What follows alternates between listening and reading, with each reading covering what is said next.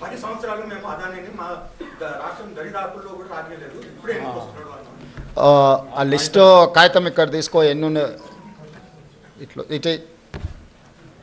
ఇప్పుడు నోరు తెరిస్తే అబద్ధాలు మాట్లాడడం,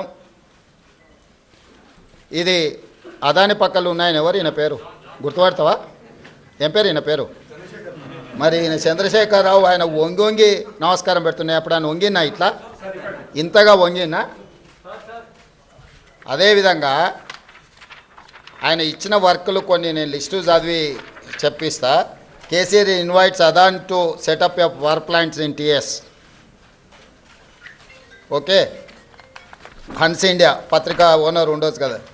business baron Adani meets to KCR, Times of India. ఇగో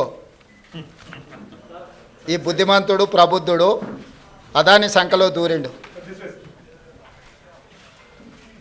ఈ సిగ్గులేనోడు అదాని గురించి నా గురించి మాట్లాడతాడు. అట్లనే ఒక లిస్ట్ ఉంటుంది కదా, వేరే paper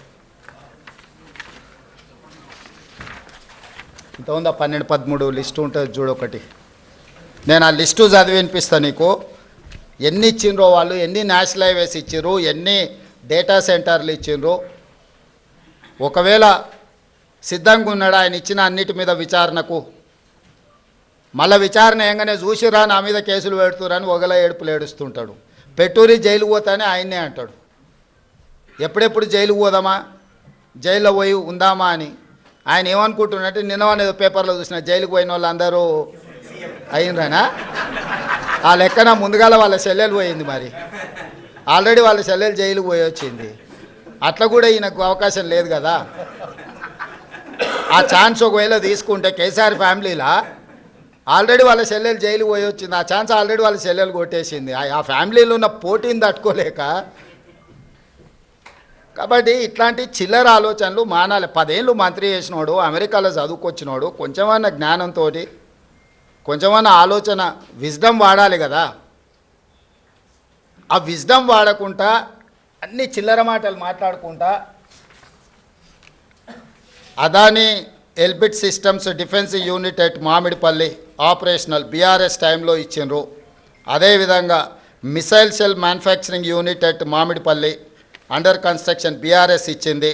Microsoft data centre at Ellikatta BRS ఇచ్చింది. అదేవిధంగా 3 national highway projects, Khammam to Suryapet national highway, Mancherial to Repallewada national highway, Khammam to Kodad national highway BRS ఇచ్చింది. 750 kV transmission line project BRS ఇచ్చింది.